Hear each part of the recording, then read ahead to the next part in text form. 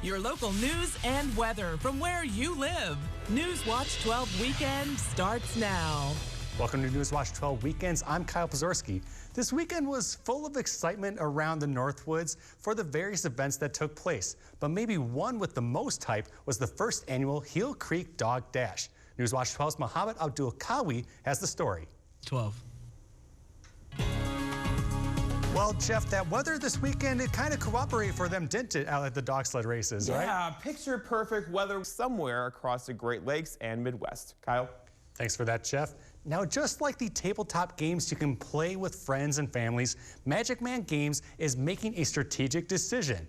The hobby and game shop in downtown Rhinelander is moving, but only a couple of blocks from their current location on Stevens Street. Owner Zach Hex says high demand has led to the need for a larger shop.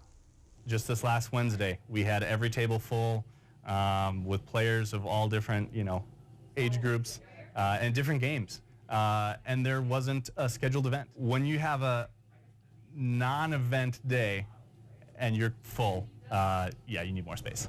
The new location at 58 North Brown Street will allow the store to expand its current inventory. This means more board games, more paint lines, and more tables to make way for more people. To be able to have the space to run the events that people are asking us to run, to us is important because we want to be able to serve the gaming community that's up here. Hex says the plan is to move within the next 2 to 3 weeks. For more information on the store and its move, be sure to follow their Facebook page. And welcome back. We have time now for a few events happening around the Northwoods this week. First up, a Rhinelander Skate Park community listening session will take place at Art Start Tuesday night from 6 p.m. to 7 p.m.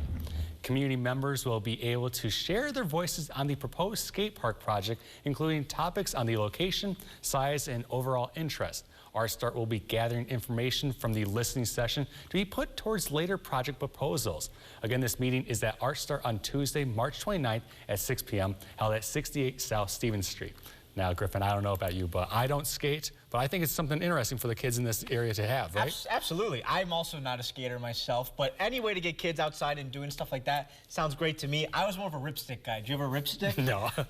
I had a scooter. Scooter, okay, so 2 wheels and whatnot, but yeah, that was the extent of my skateboarding. Yeah, pretty much. The Northwoods is home to a rich history of many businesses across a wide variety of industries. That includes one company that has been making fishing lures for more than 80 years. News Watch 12's Kyle Pozorski joins us live in studio with that story. Kyle? Yeah, Nate, today I spoke with the owners of Suick Lure Company about how they intend to continue manufacturing lures for years to come, as you'll find out in this week's Blue Collar Wisconsin.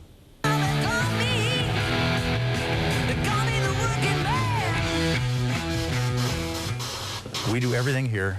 Each bait is handled at a minimum of 70 times from the start to finish. Steve Suick and his son Mike continue to maintain the family-owned business of Suick Lures, which is filled with a long, storied history. We manufacture and distribute a variety of musky fishing lures here, starting with the Suick Muskie Thriller, which was started by my grandfather in 1939. Mike's great-grandfather, Frank Suick, frequently fished locally on Pelican Lake in the 1920s. Showing off his catches to locals at the family bar. In the 30s, Frank began the now 4 generations old business. We started out with, 14 SKUs or so of product, and today we've got just over 1,000. Since that time, the market has exploded in both fishermen and people manufacturing musky lures. There's musky lures out there for everybody to buy. They say the company is continuing to work towards offering a large variety of products to anglers across the country. Our main size is the 9-inch Suick Thriller. You can use that year-round. We also have a variety of other sizes, starting with 4-inch all the way up to 14. The Suicks say a few things have changed throughout the years, but the goal remains the same, of having success of a local, family-owned small business. As far as the wood goes, it's quite similar to what it was. In fact, some of the machinery we're using was used 80 years ago. You don't see too many businesses succeed for 80 years in the same family. And I think that's pretty important. Nate, during the past year, the Suicks relocated facilities from the Anago Industrial Park to a larger shop northeast of town, which will allow for more room to make their product. Nate? Armis Day Academy opened their doors last fall inside the Pine Grove Community Church with nearly 20 families signing up. Kids who came in, I don't want to be here, to now, like, when they're not here, they're at home saying, when are we going to go to school again? The president of Armis Day, Jeremy Vandergalian, says the school was founded on the principles of a classic Christian teaching, challenging students through rhetoric and logic. We're very intent on challenging the students to go higher than they think they can. Because, you know, we all struggle with certain tendencies towards laziness or whatever. But when they're challenged and when they see that they can do it, they learn to love it.